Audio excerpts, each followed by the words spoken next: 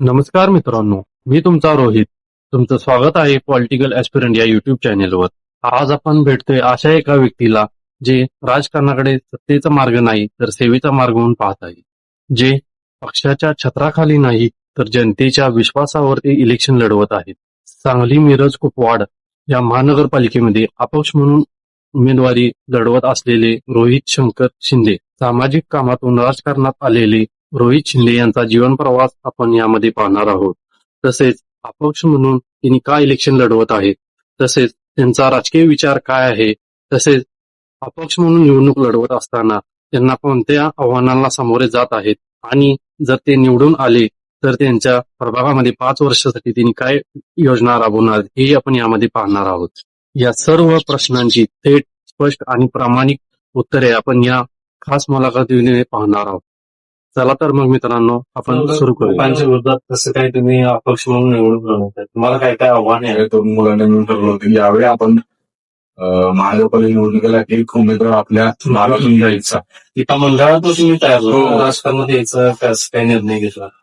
जेवणात आपण ताटात काय वाढलेलं असतं ते राजकारण ठरवलेली म्हणून युवकांसाठी खास काय? आणि तुम्हाला नाकारलं. यात लोकांचा दोष म्हणायचा की तुमचा दोष नाही?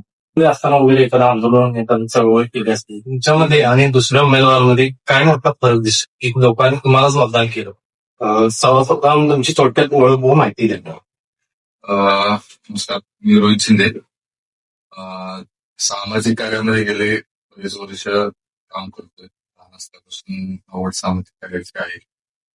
18 वर्ष झालं वेगवेगळ्या विद्यार्थी चळवळी असतील, नागरिकांचे प्रश्न असतील, अशा वेगवेगळ्या गोष्टींमध्ये काम केले. त्याचं आंदोलन सगळ्यात मोठं आंदोलन आम्ही सुरुवात केलं होतं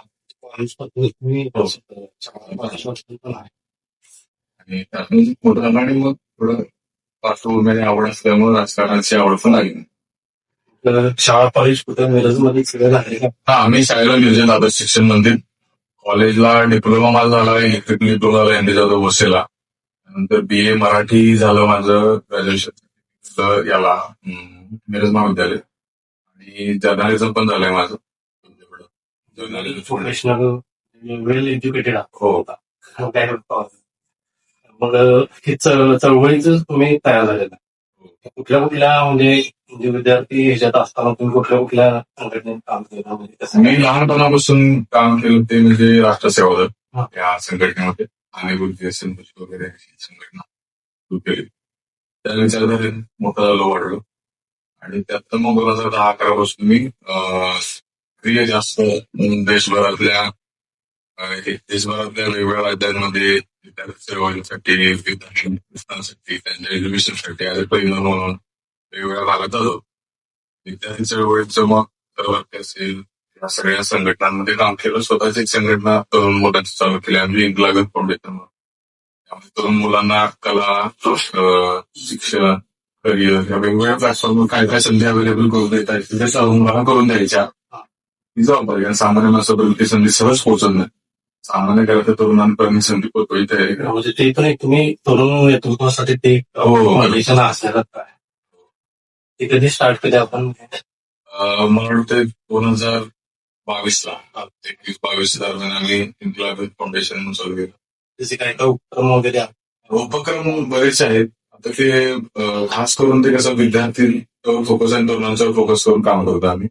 तरुण मुलांसोबत वेगवेगळ्या त्यांच्या कला क्षेत्रांमध्ये जसं वाव मिळेल. आता राज्यनाट्य स्पर्धा असतात किंवा नाटकाचे ग्रुप आहेत, आता नाटकाचा ग्रुप आहे, थिएटर आर्टिस्ट आहेत बरेच लोक. आपल्या विलेज संस्कृतीमध्ये नाट्य चळवळ खूप मोठी एक छाप आहे नाट्य संस्कृती. नाट्य संस्कृतीसोबत जोडून काम करतो. काही मुलांना कविता लिहायला त्या मुलांसाठी एखादी कवितांचे कार्यक्रम घेतात किंवा मग त्या मुलांना एखादा प्लॅटफॉर्म एक प्लॅटफॉर्म त्या मुलांसाठी तयार करून जेणेकरून ती मुलं काम करतात. कॉलेजमध्ये असताना वगैरे एखादं आंदोलन एखादं चळवळ केली असतील? खूप झाले. कुठल्या विषयावर? आपल्या ग्रामीण भागातल्या बसेस एसटी बसेस होत्या त्या बंद करायचा सरकारचा निर्णय होता. त्यावेळेला आम्ही बेड, वारळ या भागातल्या बसेस टायमिंग बदलून बंद झालं होतं तर त्या बसेस चालू करायला. तर ह्याच्यामध्ये कॉलेजेसमध्ये जे काय फीज घेतल्या जायच्या, एक्स्ट्रा फीज घेतल्या जायच्या, फीज संदर्भात आंदोलन केलं, संदर्भात आंदोलन केलं. आमचं कॉलेज स्टेटमध्ये असताना शिवाजी विद्यापीठाचं उपकेंद्र सांगलीमध्ये व्हावं यासाठी जो सांगली जिल्ह्यात सगळ्यात मोठी काय विद्यार्थ्यांची संघटना उभं केलं होतं ते आम्ही गेलो स्वतः सगळेजण पुढाकार घेऊन. तर अशी विद्यार्थी आंदोलन बरीच झाली. त्यात एखादं स्पेशल वगैरे मोठं आंदोलन विद्यापीठ होतं उपकेंद्राचं. ज्याला सगळ्यात जास्त आम्ही जिल्हाभर लोकांच्या मध्ये जाऊन विद्यार्थ्यांच्या मध्ये जाऊन मुलांना एकत्र करून विद्यापीठ तर सांगलीत व्हावं विद्यापीठ शिवाजी विद्यापीठाचं उपकेंद्र यासाठी आम्ही खूप प्रयत्न ते चांगलं करून केला. म्हणजे डिस्टन्स पण लांब पडत होता. इथल्या लोकांना स्थानिक मुलांना पण ते चांगलं झालं. जवळ विद्यापीठ जवळ आलं तर बरेच स्ट्रीम्स मुलांना अवेलेबल होतं. त्यामुळे पहिल्यापासूनच आवडायचे. आवड आहे. मुलांमुळे आवडपेक्षा एक जाणीव आहे की ते कर्तव्य आहे आपलं करणं. त्यामुळे त्यात जास्त एक बाहेर समाजकारणात राजकारणात यायचा काय निर्णय घेतला. काय नाही म्हणजे एक दोन गोष्टी जास्त आम्हाला म्हणजे मला राजकारणाचा भाग होण्याचं काय जास्त आवडतं. राजकारण आवडतं म्हणजे जसं की पॉलिटिकल सायन्सचा अभ्यास करत असताना आम्हाला हे माहिती आहे की एव्हरी पर्सन पॉलिटिकल बघतो. जगातला कुठलाही माणूस पॉलिटिकल नाही असं म्हणू शकत नाही. मी राजकारणाचा भाग नाही म्हणू शकत नाही. संध्याकाळच्या जेवणात आपण ताटात काय वाढलेलं असतं हे राजकारण ठरवते लेवल बसून. हा सिद्धांत हा जरी जाहीर आहे सगळ्यांना माहिती आहे आणि हा जेव्हा कळाला मला त्यावेळेला आम्हाला काय खूप बदल आम्हाला करायचे. आम्ही तरुण आहोत, देशभर फिरतोय, वेगवेगळ्या गोष्टी बघतोय, समजतोय. आम्हाला हा बदल इथं आमच्या भागामध्ये करायचा पण तो करण्यासाठी सिस्टीम मध्ये असणं खूप गरजेचं आहे. सिस्टीम मध्ये जायचं असेल तर साहजिकच होता आमच्याकडून काय तुम्ही ऍस्पिरंट नाव सांगितलं ऍस्पिरंट होऊन अभ्यास करून आहे साहित्य अभ्यास आहे पण राजकारण हा आम्हाला योग्य मार्ग वाटला की बरेच पॉलिसी मेकर म्हणून आम्हाला काम करायला आवडेल. राजकारणाचा दृष्टिकोन सेवा सत्ता की संघर्ष यामध्ये तुम्ही कसं बघता. संघर्षातनं सेवा ह्याच्या आधी का निर्णय घेतला नाही की आता निर्णय घेतला नाही म्हणजे काय झालं आता ही यावेळेला निवडणूक लढवायचा निर्णय घेतला मी राजकारणात होतो सक्रिय काही लोकांसोबत काही पॉलिटिकल पार्टीसोबत त्यांच्या काय मग त्यांच्यासोबत वेगवेगळ्या गोष्टींसोबत समोर पदावर कुठल्या समोर कुठल्या राजकीय पार्टीचं आजही नाही. पण ज्या वेळेला आमच्या भागात असं ठरलं होतं की इथं खूप सुविधांच्या अडचण किंवा काही बऱ्याचशा प्रॉब्लेम्स आहेत मग आमच्या मंडळांनी सगळ्या तरुण मुलांनी मिळून ठरवलं होतं की यावेळी आपण महानगरपालिका निवडणुकीला एक उमेदवार आपल्या भागात घेऊन जायचा.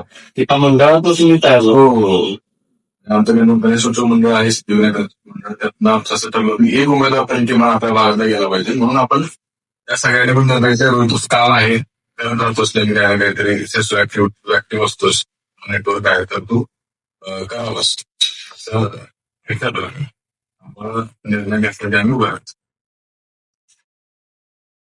तुम्ही इलेक्शन लढवता तर तुमच्या प्रभागाबद्दल थोडी माहिती सांगा. आपला प्रभाग 4 नंबर आहे त्यामध्ये मी उभारलोय गटाला. पूर्ण प्रभागामध्ये 2 भाग आहेत. एक तर ख्रिस्ताई भाग खूप मोठा आहे भागामध्ये आणि शहरी भाग आहे. ब्राह्मणपुरी एरिया सगळा जो पूर्ण आहे ब्राह्मणपुरी रेल्वेज किंवा हा जो पूर्ण एरिया आहे हा शहरी भागात थोडा इथून थोडं सुभाषचंद्र रोड टाकली हा भाग विस्तारित भागात. विस्तारित भागाचे प्रश्न वेगळे आणि सिटीज लेवलचे जे प्रश्न हे वेगळे. विस्तारित भागाचे प्रश्न आहेत ते खास करून मध्यवर्ती भाग असल्यामुळे इथं रस्ते लाईट बेसिक सुविधांच्या बद्दल खूप अडचण आहे. आणि बाकीच्या त्या सोडून अडचणी पण काय आहेत की प्रभागामध्ये ऍक्च्युली लोकांना पण माहिती नाही प्रभागामध्ये रस्ते लाईट आणि पाणी झालं म्हणजे पूर्ण प्रभाग झाला किंवा नगरसभेचं काम झालं असा भाग नाहीये. जर त्याच्या पुढे राहिलं असेल आम्हाला तर आमच्या महानगरपालिकेहून जीवनमळ केंद्र किती आहे आमच्या महानगर लायब्ररीज किती आहे मुलांना अभ्यासिका किती आहे त्यानंतर गार्डन्स किती आहे क्रीडांगणे किती आहे हे सगळ्याच सुविधा महानगरपालिकेने देणं खूप महत्वाचं. आता सिटी लेवलला सिटी भागात जर वेळेला ब्राह्मणपूर एरियात तर ओपन स्पेस मिळणं खूप मुश्किल आहे त्यामुळे तिथं गार्डन वगैरे होऊ शकत नाही. पण आता विस्तारित भागांमध्ये जी प्लॉटिंग मॅनेजमेंट प्रणाली तुम्हाला ओपन स्पेसमध्ये गार्डन करणं किंवा जिम करणं हे होऊ शकतं जर नगरसेवकांनी प्रशासनाने ठरवलं तर ते होत नाहीये. त्यामुळं प्रश्न अनेक आहेत. मुळात बऱ्याच लोकांना प्रश्न काय आहेत असू शकतात हेच नाही. ब्राह्मणपुरी भागामध्ये अंतर्गत रस्त्याचा प्रॉब्लेम खूप आहे. रस्त्यावर रस्ते होत चालले पण ते रस्त्याचे विस्तारीकरण तिथं जे काय ट्रॅफिकला अडचण होणार आहेत ह्या गोष्टी आहेत ह्या कधीच लक्ष देऊन बघितल्या गेली. प्लॅन नाही. रस्त्याचं पाणी पाऊस पडल्यानंतर पाणी कुठल्या कोपऱ्यातून म्हणजे अंबाबाई देऊळ वगैरे परिसरात पडलेलं पाणी वाहत पूर्ण इथं आमच्या भागात आपल्याकडचं ओढा भरायला या कामावरच पाणी ओव्हरऑल फ्लो इथं पर्यंत आता इतकं एवढं पाणी जर खालीपर्यंत वाढत असेल तर रस्त्यांची अवस्था बेकार होणार आहे ना. तुम्ही रस्त्यावर पाण्याचा निचरा कसा होईल साईडला मीटर केलं पाहिजे, त्यातनं पाणी बाजूला झालं पाहिजे आणि मग त्यातून तुम्ही खाली अंडरग्राऊंड पाणी बाहेर केलं पाहिजे. हे जे प्लॅनिंग आहे थोडक्यात सांगायचं तर की वेस्ट कुछ होतच नाही. काहीच नाही. आपण प्लॅनचा प्रकार नाही मिळते. तुमच्यामध्ये आदर्श नगरसेवक काय असला पाहिजे? आदर्श नगरसेवक म्हणजे मी आदर्श असं म्हणणार नाही. आदर्श माझ्या लेखी आदर्श पुरुष नो वन इज परफेक्ट. म्हणजे मला परफेक्ट असं नाही. पण नेहमी जवळपास ते म्हणजे मला असं वाटतं की नेहमी नवीन गोष्टींना प्राधान्य देणारा, नवीन गोष्टीचा विचार करणारा, अभ्यास करणारा आणि ते इम्प्लिमेंट करणारा. आणि म्हणजे आमच्या भागात नगरसेवक मी आहे म्हणजे मी फक्त कोणाच तरी सेशन काढून द्यायची कामं करा, दाखले काढून द्यायची कामं करा, कोणाच्या लग्नाला जावा, मैत्रीला जावा, वाढदिवसाला जावा, मग हे माझं नगरसेवक हे नगरसेवक मला नाही. मला असं म्हणाले नगरसेवक असेल तर तुम्ही लोकांच्यापर्यंत गेलो. दर 2-3 महिन्यात तुम्ही लोकांच्यापर्यंत गेलो पाहिजे, लोकांचे प्रश्न जाणून घेतले पाहिजे. त्यांचा जसं तुम्ही आता डोर टू डोर कॉन्टॅक्ट करताय तो तुम्ही नंतर केला पाहिजे निवडून आल्यानंतर. आणि त्यांचे प्रश्न जाणून घेऊन तुम्हाला येणारा जो स्थानिक विकास निधी असेल, जो काही निधी असेल तो त्यांच्या कामासाठी त्यांचं करणार, कुठलीही टक्केवारी न घेणार. ते महत्वाचं आहे. तुम्ही जर नगरसेवक झाला तर तुम्ही लोकांच्या पर्यंत कसं पोहोचता, त्यासाठी तुम्ही काय योजना? आपलं हे ठरलेलं आहे की नगरसेवक आम्ही जर झालो तर आम्ही दर 3 महिन्यातून एक प्रभाग सभा घेणार. आणि जो काही निधी मला असेल, आता मी अडचण आमची असेल नाही की मी अपक्ष उमेदवार म्हणून आहे, अपक्ष म्हणून निवडून येईन आणि ज्यावेळी मी निवडून येईल त्यावेळेला मला जेवढा फंड मिळेल, मग तो किती असेल, कुठल्याही विभागातून असेल, काही निधीचा असेल, तर तो फंड मी त्यावेळेला खर्च करणार आहे. त्यावेळेला त्या 3 महिन्यांना लोकांची सभा घेऊन लोकांना विचारली कुठं गरज आहे, कुठं खर्च केला पाहिजे, काय केलं पाहिजे. आणि प्रभागावर वेगवेगळ्या प्रभागामध्ये वेगवेगळ्या ठिकाणी जे काही आम्हाला खर्च करायचे ते लोकांच्याकडून जाणून तो खर्च करायचा. म्हणजे हे पण एक चांगला उपक्रम आहे की बाबा लोकांना विचारून त्यांना काय गरज आहे, काय मतदारसंघामध्ये केलं पाहिजे, हो, हे विचारून तुम्ही मुळात सांगतो की हा कायदा आहे महानगरपालिकेचा. ओके. हे लोकांना जास्त माहित नाही. कायदा हा सांगतो, महानगरपालिकेचा कायदा हा सांगतो की दर 3 महिन्यात किंवा 6 महिन्यात म्हणजे वर्षातनं किमान 2 तुम्ही प्रभाग सभा घेणं गरजेचं आहे. जर ते तुम्ही घेतल्या नाही तर नगरसेवक पद रद्द होऊ शकतं. इतका काय नाही. आजपर्यंत झालं नाही, आपण विचारलंही नाही. अशा खूप मोठ्या गोष्टी आहेत. म्हणजे एखाद्याचं नगरसेवक पद रद्द होण्याची ताकद त्या कायद्यात असेल तर ते केली जाते, अंमलबजावणी केली जाते. आणि नागरिकांना म्हटलं नाही की नाही, त्यामुळे हा प्रॉब्लेम आहे. आम्ही असं म्हणतो की आम्ही दर 3 महिन्यात एक नगरसेवकांचे प्रभाग हे घेणार, प्रभाग सभा घेणार, लोकांच्या अडचणी जाऊन घेणार आणि ते करणार. आणि मी माझ्या एरियाने मी शासनाने रोजगार नियमानुसारच काम करणार. ठीक आहे, हे सांगतो नवीनच. आणि हे लोकांना जास्त माहितच नाही माहित नाही. कोण तिथपर्यंत आजपर्यंत गेलंच नसल्यामुळे हे लोकांचं पण थोडं ते म्हणायला पाहिजे. नाही, काय झालंय नागरिकांच्या मध्ये एक तर मुळात हे जे नगरसेवक आहेत हे धंदांगी एवढे मोठे आहेत, मोठे पैसेवाले आणि हे असतात.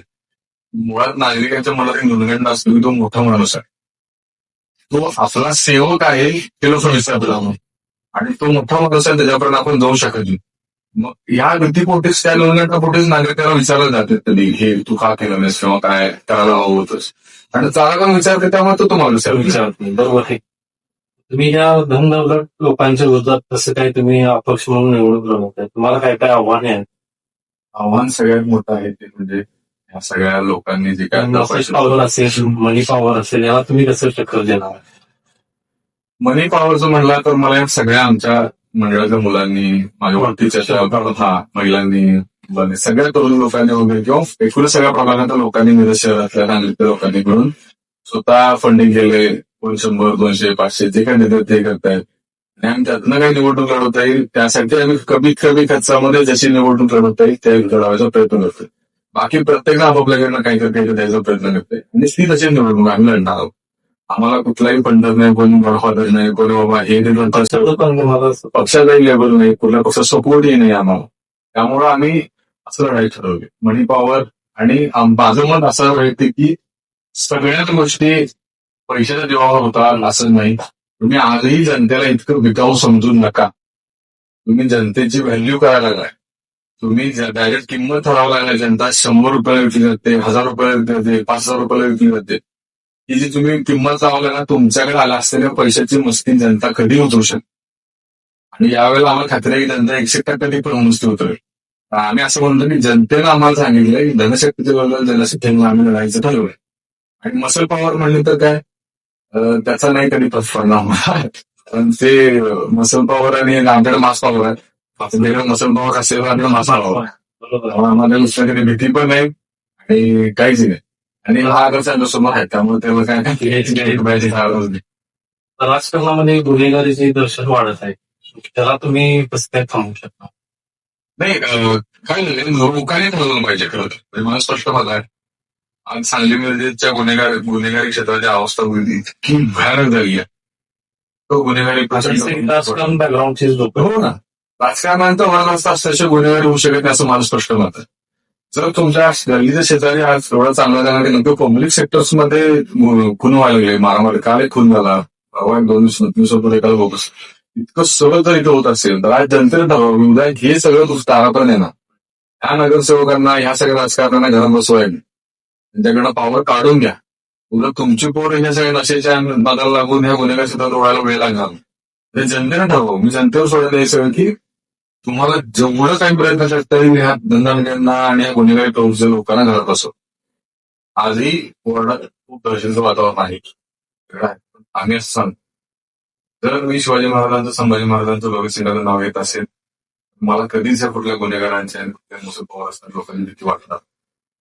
पण ज्या विचारांना पुढे आले त्या विचारांना मला लढायला शिकवले, आपण लढा बसलं शिकवलं. आम्हाला दिसलं लढायला. पुढील 5 वर्ष तुम्हाला कसे दिसले? तुमचं काय वाटतं की बाबा नगरसेवक झाला किंवा नाही झालं, तुमची कशी वाटचाल असते? झालं तर जे काही सांगितले ते नाही पूर्ण करेल 5 वर्षात. आणि आम्ही देताना जाहीरनामा किंवा हे सगळं देताना आम्ही खूप मोठ्या अवॉर्ड वगैरे अशा काय तुम्हाला जाहीरनामा दिला असे नाही. आम्ही छोटे छोटे जाहीरनामे छोटे मागणी बेसिक सांगितलं की आम्हाला कचरा व्यवस्थापन करायचं, आम्हाला सगळ्या शाळा सुधारवायचे, आम्हाला प्लास्टिक मुक्त पूर्ण करायचं आहे, आम्हाला या भागाला सगळ्या आरोग्य व्यवस्था सुधारवायची आहे. असे 4 ते 5 गोष्टी असतील ज्या आम्ही 5 वर्षांमध्ये पूर्ण करतो. आणि मीही नवीन आहे, महापालिकेत गेल्यानंतर माझाही अनुभव नवीन असेल. यासाठी मला परत लोकांनी साथ लागेल की कसं करायचं, काय करायचं, आणि मग मी ते पूर्ण करेन. मी खूपच 15-20 आश्वासन प्रत्येक पक्ष महाराष्ट्र शासनाकडनं जाहीर करायला लागले जाहीरनामा. मी असं बोलतो की आमच्या मिरजेला काल परवा उमेदवाराच्या म्हणले की मिरजेला स्मार्ट सिटी बघ. पुण्यासारख्या शहराला स्मार्ट सिटी आज सगळे करू शकला, नाशिकसारख्या शहराला करू शकला, मुंबईसारख्या शहराला करू शकला. तुम्ही मिरजेला स्मार्ट सिटी काही सोपून दाखवायला म्हणजे उगाच ते आकाशात तोडायचे जास्त अभिष्ट. हा. आणि हे नक्कीच आहे की जर निवडून नाही आलो, जे पण निवडून आलेले नगरसेवक आहे त्यांच्याकडे काम करून घ्यायला ताकद माझ्याकडे आहे, मी करून घेणार. एक चांगला आहे हा. आणि तुमच्यामध्ये आणि दुसऱ्या उमेदवारामध्ये काय असेल वेगळं की जेणेकरून लोकांनी तुम्हालाच मतदान केलं? म्हणून लोकांनी उभं केलं. तिथनंच सुरुवात. हीच माझी मोठी मोठा फरक माझा आहे. माझं वेगळं पण हे आहे की मला लोकांनी उभं केले. माझ्यासाठी वाजणारा एकाही मुलाला किंवा एकाही महिलेला मी स्वतःवर खिशातला 1 रुपया घेत नाही. उलट माझ्या ग्रुपसोबत माझ्या असणारे सगळे मुलं घरातून डबे घेऊन येतात आणि दुपारच्या वेळेस आम्ही जेवतो सगळे. तुमच्यामध्ये आणि दुसऱ्या उमेदवारांमध्ये काय मोठा फरक दिसतो की लोकांनी तुम्हालाच मतदान केलं पाहिजे? फरक हा मी मोठा सांगेल, मला लोकांनी उभं केलं. इथनंच सुरुवात आहे. हा. माझी सुरुवातच अशी आहे की मला लोकांनी उभं केले. लोकांना माझं काम माहिती आहे. रोहित राबतो किती, रोहित काम किती करतो, रोहित वेळ किती देतो हे लोकांना माहिती आहे. त्यामुळे लोकांनी मला उभं केल्यामुळं मी या उमेदवारीला लढायचं ठरवलं होतं. हाच आमचा मोठा फरक आहे. त्या व्यतिरिक्त दुसरा फरक म्हणला तर तुम्ही एज्युकेशन बघा, एक्सपिरियन्स बघा. म्हणजे मी हे सांगेन माझ्या गटामध्ये उभं राहिलं ह्या लोकांचे एक्सपिरियन्स तुम्ही काउंट करा. एक मीटर ठेवा, त्या मीटर एज्युकेशनला मीटर लावा, एक्सपिरियन्सला मीटर लावा, अनुभवाला मीटर लावा. आणि ह्या सगळ्या गोष्टींमध्ये मी नक्कीच सगळ्या गोष्टींमध्ये प्लस सगळ्याच्या प्लस असतात. 8 उमेदवार 8 पैकी मी सगळ्या एक्सपिरियन्समध्ये प्लस आहे. त्यामुळे मला लोकांनी निवडून दिली.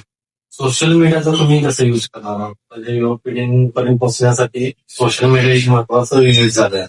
त्याबद्दल तुम्ही काय काय योजना राबवल्या? मी सोशल मीडियासाठी स्पेशल काही योजना नाही. आम्ही एवढंच ठरवलं होतं, कारण सोशल मीडियातून पेड प्रमोशन वगैरे गोष्टी काही खरी असल्यानं काही गोष्टी असतात. तर माझ्या ग्रुपमध्ये काही मुलं जे आहेत ते स्वतःहून व्हिडिओज वगैरे करतात माझे, आणि काही ओळखीचं जरा आमचं नेटवर्क खूप स्ट्रॉंग आहे सोशल मीडियावर, टीम खूप स्ट्रॉंग आहे आमची. त्यामुळं सोशल मीडियावर आम्ही मला जे आता जे काही बोलले ते चांगलं आले, लोकांच्या ओळखी झाली, चेहरा माहीत झाला, लोकांच्यापर्यंत चिन्ह पोहोचलं, रिक्षा चिन्ह अख्ख्या प्रभाग 4 मध्ये पूर्ण पोहोचलं. हे सोशल मीडिया जेव्हा पोहोचलं. आणि आता जे माझ्या 2-3 व्हिडिओ व्हायरल झाले, खूप चांगले व्हायरल झाले. मी माझा थांबून आम्हाला म्हणाले की तो व्हिडिओ बघितला आणि हे मला छान वाटलं. बरोबर आहे. लोकांना माहित नव्हतं की नगरसेवक 10,000 पगार असतो. बरेच लोकांना माहित नव्हतं. नवीन हे मग आम्ही ते सांगितल्यानंतर ते नगरसेवक होण्यासाठी एवढं खर्च करून कसं काय ते? आमचा प्रश्नच ते मी मुळात मला प्रश्न लोकांना तो आहे की 10,000च्या नोकरीसाठी लोक कोट्यावधी रुपये खर्च करत असतील, आणि इथं 25,000-30,000 50,000 नोकरीसाठी आमची पोर दिवसात त्याच्यासाठी जाहीर समाजसेवक होतील ना ते. कोटी रुपये खर्च काय ते ही इलेक्शन मध्ये असं झालेलं आहे लोकांसाठी, पैसे लोकांसाठी, की वन टाइम इन्व्हेस्टमेंट आहे आणि दाम दुप्पट चौपट करून मिळतात. 5 वर्षामध्ये प्रचंड पैसे खायला मिळतात. पैसे खाणे, लेट कोटी 4-5 कोटी रुपये काढणे, परत पुढच्या इलेक्शन 1-2 कोटी रुपये खर्च करणे, परत 5-10 कोटी रुपये काढणे, हा यांचा बिझनेस झालेला आहे, धंदा झालेला आहे. त्यामुळे लोकांना ते बघून करतात. लोकांना 5,000 पूर्ण फेका म्हणतात 5,000, मला मतदान द्या. आम्ही म्हणतोय की तुम्ही या सगळ्या गोष्टीवर बळी न पडता तुम्हाला 4 मतदान करायचे, त्याचं एकच मतदान आम्हाला द्या. आणि तुम्हाला म्हणजे तुम्हाला एक मी संधी देणार, तुम्ही मला एक संधी द्या. तुम्हाला मी संधी याची देतो की तुम्हाला पर्याय पाहिजे तरी पर्याय म्हणून उभं राहिलोय. चांगल्या माणसाला निवडून दिल्यावर काय होतं हे तुम्हाला मी निवडून आलो दाखवतो, आणि तुम्ही मला ही संधी स्वतःहून द्या. तुम्ही जेव्हा फॉर्म भरला त्यावेळेला माघारी घेण्यासाठी किंवा तुमचं दबाव तंत्र काय वापरण्यात आलं? अर्ज भरला त्यावेळेला दबावाची एवढं नाही, पण निरुपाले होते हे करावं. आता प्रचार सुरू असताना मला म्हणजे आता जे 200 वातावरण जे बनवले सगळं आमच्या बाजूला आलं, त्यावेळेला बरेच जणांचे पण आले की थांबवा, प्रचार थांबवा, बाहेर पडा, असे आले, ऑफर आले, बरेच ऑफर आले. मग म्हणजे की तुम्हाला आम्ही अडचणी करावं ही आमची खूप मोठी गोष्ट आहे.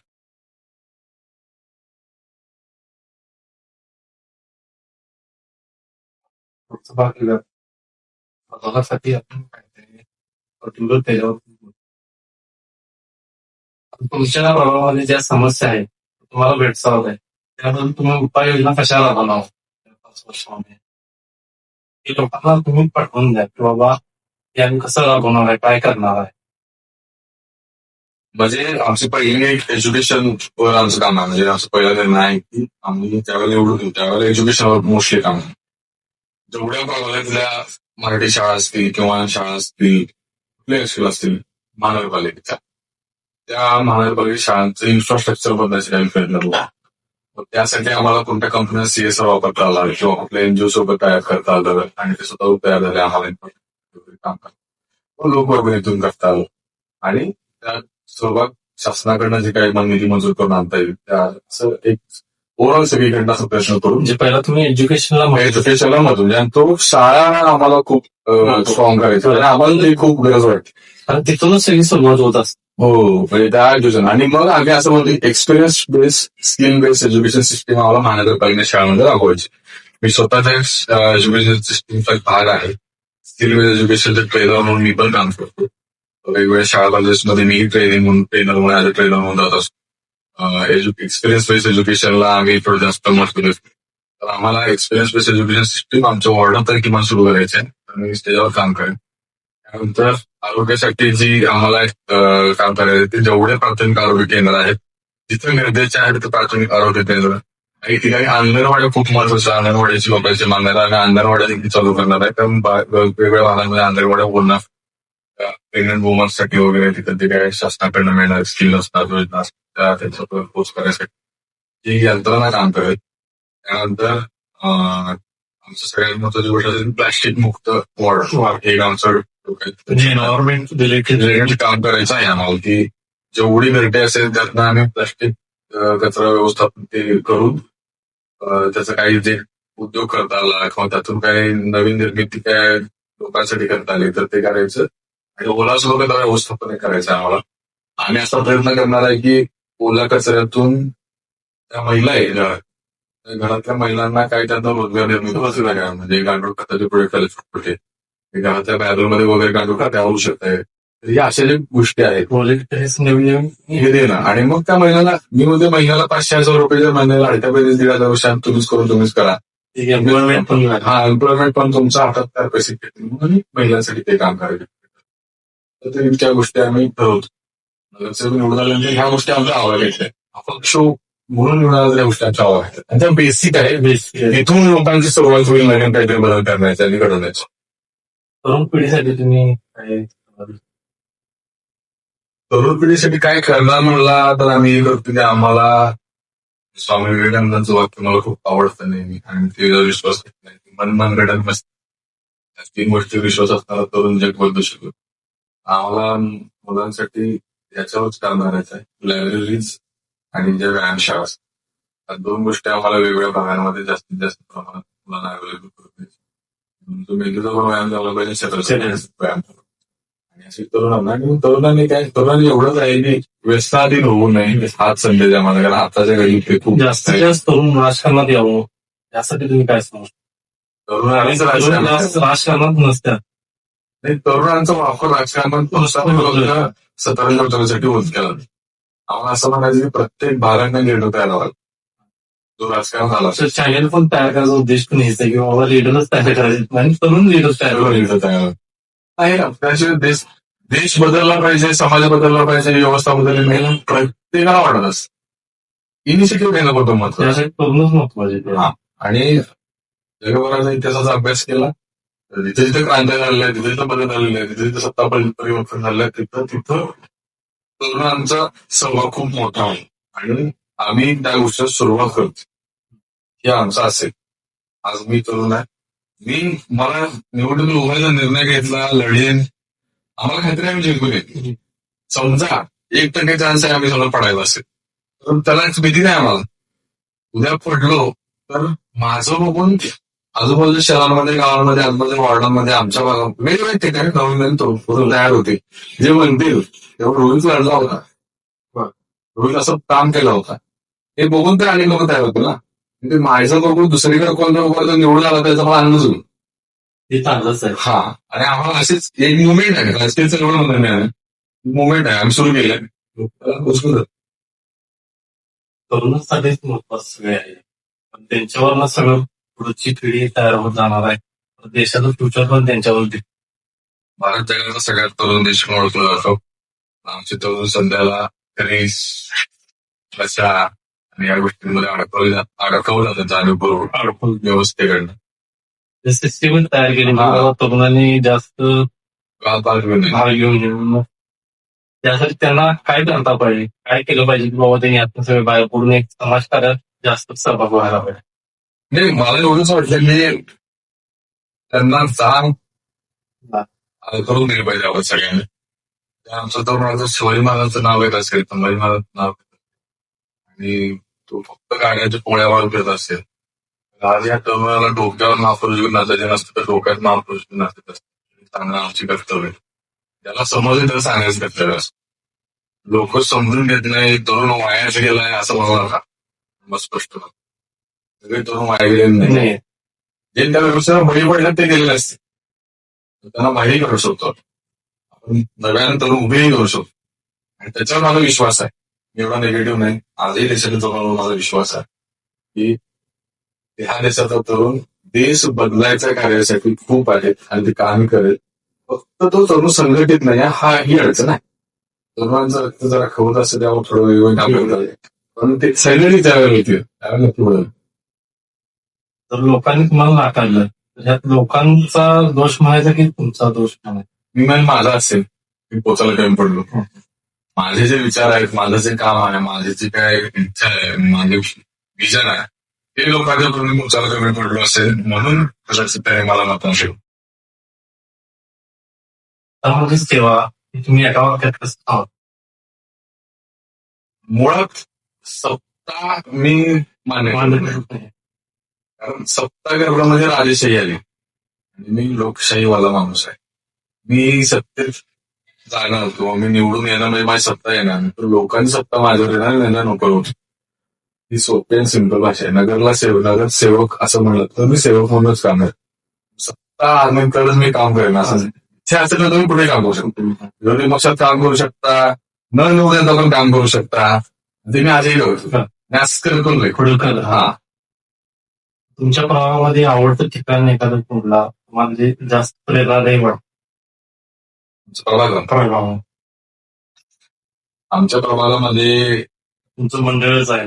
आमच्या भागातली जी काही सगळ्या महिला आणि सगळी पोरं सध्या राबतायत आणि हे सोडून जी काही माझ्याला मदत करणारी लोक आहेत म्हणजे अक्षरशः ज्यांना मला माहित पण नाही कोण माझं काम करतंय म्हणजे ही खूप मोठी माझ्यासाठी शॉकिंग गोष्ट आहे की एका घरातल्या गवंडी काम करणारा व्यक्ती आहे त्याला मी काहीतरी मदत केली होती. तो माणूस घरचे भेटायला त्याला सांगायला लागला की रिक्षाचे मला मदत कर मतदान करायला. आणि हे मला काल सहज एका ठिकाणी फिरताना कळालं की तुमचा जो माणूस आहे राहतोय आणि त्यानं मला सांगितलं रिक्षाचे नाव. म्हणजे त्या माणसाला भेटलो नाही ना त्याला एक रुपया दिलाय ना त्याला मी सांगितलं तू माझा विचार कर काहीही बोललो नाही. त्याला एवढंच माहित आहे की रोहितचंद्र नावाचा माणूस आहे जो मदत करतो काम करतो त्या माणसाला निवडून द्यायला पाहिजे त्यांना आपलं काम केलं एवढंच त्याला माहिती. तो आज दिल्लीवर सगळं बोलू सांगतो स्वतःहून बोलू सांगतो ते त्याला मदत करा. त्यामुळं हे माझ्यासाठी म्हणजे माझ्यासाठी म्हणून तेच मोठे एक्सप्रेशन माझ्यासाठी एक्सप्रेशन. तुमचे सामाजिक जीवनामध्ये प्रेरणास्थान असलेली एखादी व्यक्ती आताची काय आधीची कधीची पण माझं मी नेहमी सांगतो माझं पहिलं तरी भगतसिंग आहे आणि मग त्यानंतर आदर्श मनापासून शिवाजी महाराज संभाजी महाराज सगळेच आहे. मी विचारायला लोक माझं पहिलं प्रेम भगतसिंगावर आहे. आणि आताच्या काळात म्हणलं तर बरेच लोक आहेत ज्यांनी स्वतःच्या आयुष्यामध्ये खूप काही करू शकत असताना देखील समाजासाठी आपलं आयुष्य दिले आयुष्य वाहिले अशा बऱ्याच लोक माझ्यासाठी आदर्श आहे. ते एखादा लहान मुलगा जरी आपल्याला हे सोडून समाजासाठी काय करू इच्छित असेल तर मला वाटतं की ती संवेदनशील असताना प्रत्येक व्यक्ती माझ्यासाठी आदर्श असतो. राजकारणामध्ये आदर्श नक्कीच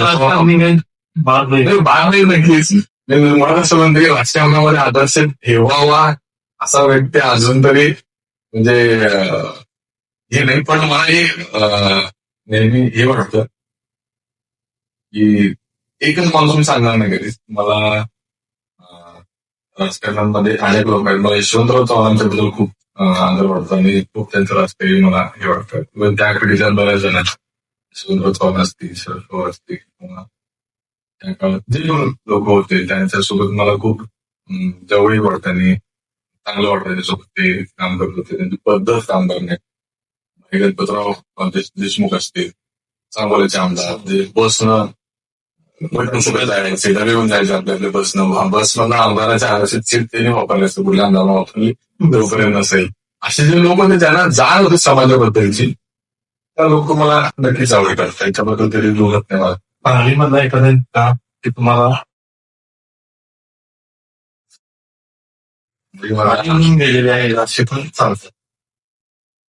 आधी होऊन गेलेले आहेत बरेचसे जे मी त्यांना मला असं वाटतं की जोपर्यंत आपण त्यांचा एक्सपिरियन्स करणे अनुभव घेतो वाचत नाही तोपर्यंत वसंतदादा पाटील मला नक्कीच आवडतात. वसंतदादा पाटलांचं खूप किस्से मी ऐकले वाचले व्ही पाटलांचे ऐकलेले तर ते असे राजकीय नेते होते. वसंतदादा पाटील थोडे मोस्टली लढा चळवळ आणि ज्यातनं आले क्रांतिकारी लढ्यातनं आले तो लढा मला खूप आवडतो. तो इथला होता. त्याच्यापेक्षा आधी जर म्हटलं तर वसंतपेक्षा पण आधी वसंत तयार झाले क्रांतीचे नाना पाटील हे सगळे होते. सांगली जिल्ह्याचे आदर्श मला म्हणला राजकीय म्हणा किंवा क्रांतीचे नाना पाटलाचा किस्साही म्हणजे त्याच्यात लावून सांगतो. क्रांतीचे नाना पाटलांना पत्र आलं काँग्रेस पक्षाकडनं की तुम्हाला बीडमध्ये जाऊन काँग्रेस पक्षाच्या शेकापूकडनं आलो. बीडमध्ये जाऊन खासदारकीची निवडणूक लढत त्यावेळेला क्रांतीचे नाना पाटील थांबायला काम करत होते आणि त्याला लोकांनी त्यांना बसनं बीडला जायला पैसे नव्हते. लोकांनी पैसे काढले आणि खासदारकीच्या निवडणुकीला इथून बसला पैसे दिले आणि बीडला पाठवलं आणि क्रांतीचे नाना पाटील बीडमध्ये जाऊन बीडचे पहिले खासदार क्रांतीचे नाना पाटील आणि त्यांना लोकांनी पैसे देऊन उभं केलं. लोक क्रांतीचे नाना पाटील बोलायला लोकांनी लोक 2-2 तास ऐकत बसायचे इतकं बोलणार प्रभाव सांगतो. त्यामुळे बीडचे खासदार नाना पटेल होते. राजकारणात त्यांनी काम खूप भारी केलं. हे पॉलिटिक्स पाहिजे आम्हाला. म्हणजे आता का नाही बोलतोय? ही व्यवस्था बदलली ना. आम्ही भांडवलदारी स्वीकारली.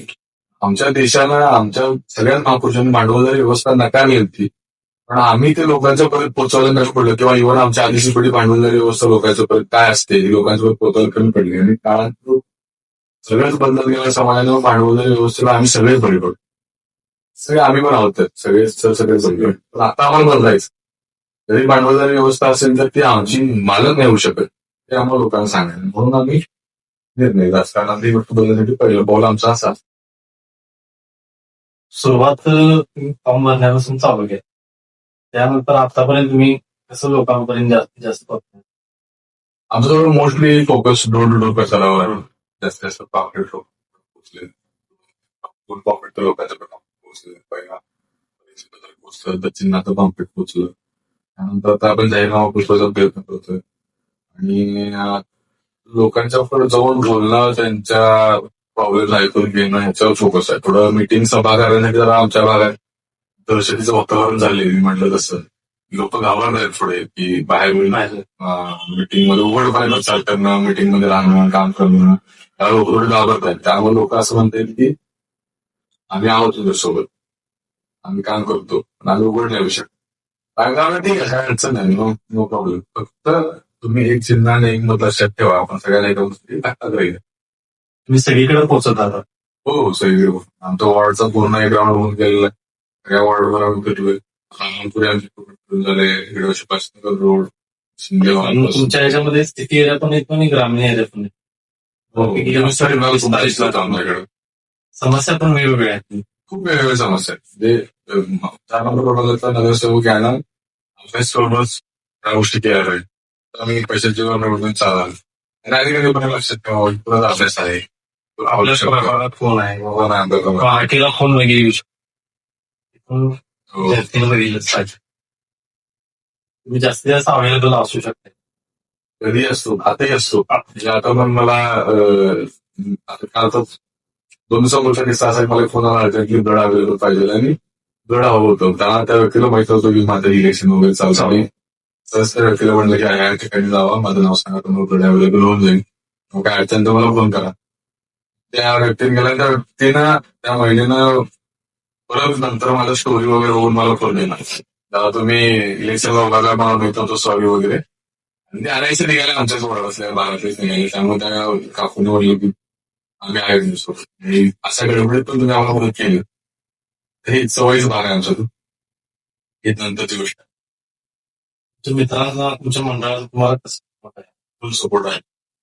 ते कसं म्हणून मला त्यांच्या जीवावर सोबत सगळं करतं, त्याच्या जीवावर. दुसरे मंडळातून नगरसेवापर्यंत पोहोचणार आता. हो, नक्की. ते विचारायला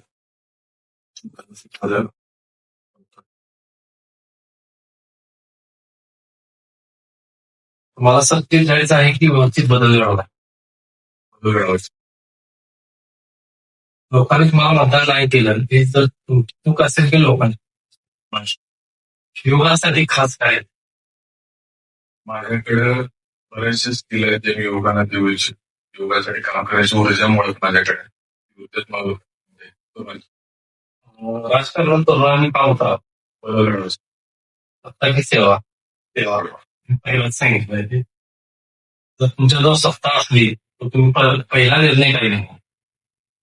सत्ताच जास्तीत जास्त तरुणांना ऍक्टिव्ह करेल. मतदारांनी तुम्हालाच काय निवडावं? काय निवडावं? कारण माझ्याकडे जे काही स्किल्स आहेत, एज्युकेशन आहे, विजन आहे, आणि माझं विजनच मोठं आहे, त्यासाठी मला मतदाराची गरज. तुमच्या प्रभावात मोठा प्रश्न कुठला आहे? ड्रेनेज हा खूप मोठा. निवडून आल्यानंतर पहिल्या 6 महिन्यामध्ये आपण काय काय करणार? सगळ्यात पहिल्या 6 महिन्यामध्ये मी अख्ख्या वॉर्डाचा आराखडा तयार करून कुठल्या गोष्टीत कुठं प्रॉब्लेम्स आणि काय करावं लागेल यांचा सगळा अभ्यास केला. तुम्ही नगरसेवक म्हणून अपयश ठरला, ते केव्हा मान्य करशील?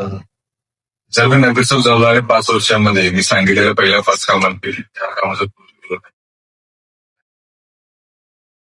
तुमची राजकीय ओळख काय असणार आहे? सेवक. मतदारांनी तुमच्यावरच का विश्वास? पण माझं विजन मोठं आहे आणि माझ्या विजनवर विश्वास ठेवा आणि जे होऊ शकतं असं विजन तुम्हाला दाखवतो. की इथं मेट्रो फिरवतो मी त्याला सांगणार नाही. नागरिकांसाठी अंतिम संदेश तुमचा काय असतो? विचार करून मतदान करा. तुमच्याकडे एक संधी आहे शिकलेल्या आणि विजन असणाऱ्या माणसाला मतदान करायची. ही संधी गमावू नका.